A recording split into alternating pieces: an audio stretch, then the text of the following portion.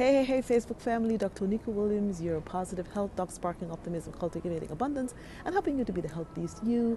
Happy 2025. You know, when I travel, I always am inspired and have a reflection. And so today, as we were traveling from West Palm Beach back to Boston, there's something that inspired me to think about what are 3 things that we can do to thrive in 2025. When we travel, Charles prefers the aisle seat, I prefer the window seat. And so if we are seated in a 3 seat row, then usually there's someone else assigned to the middle seat if Mark is not traveling with us. So today as we boarded, Charles got on a little bit before I did.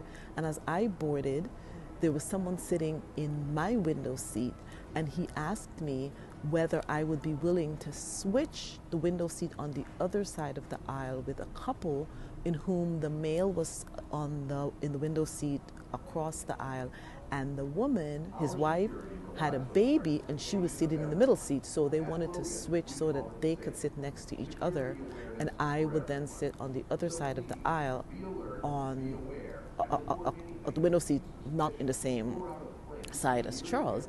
And so we said, sure, I mean, we've been there, we understand.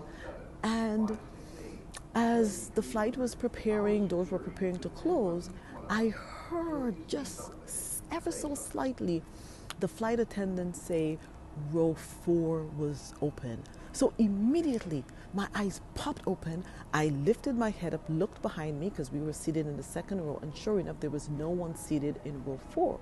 So I tried to signal to Charles, since he was on the aisle, to let the flight attendant know whether we could switch, but he was looking at me like, what, all confused. So I popped up in my window seat, signaled to the flight attendant, asked him, would it be possible for us to switch into the 3 seat 4th row where there was no one seated? And he absolutely said no problem. It was the same class of seats, and so that's what we did. And we ended up sitting, Charles in his aisle, me in my window, and no one in the middle. So we essentially had this entire row to ourselves.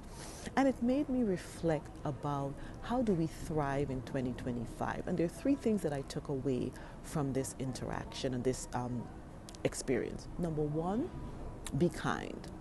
Whenever you have the opportunity to just be kind, to make a difference and touch someone else's life, to help them to be better, to feel better, to do something that somehow adds to their experience.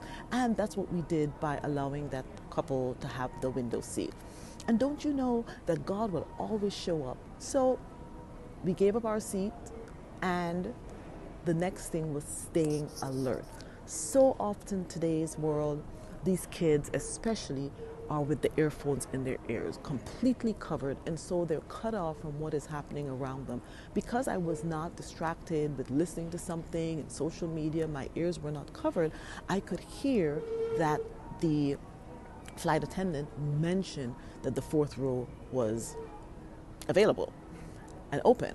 And then the third thing is to be ready to act, because what I knew for sure is that if there was an open row, somebody else is also thinking the way I was thinking, like, oh, could we then get into a row that is a little less crowded? And so be ready to take action. And so those are the 3 things that I want to share with you that I learned from today.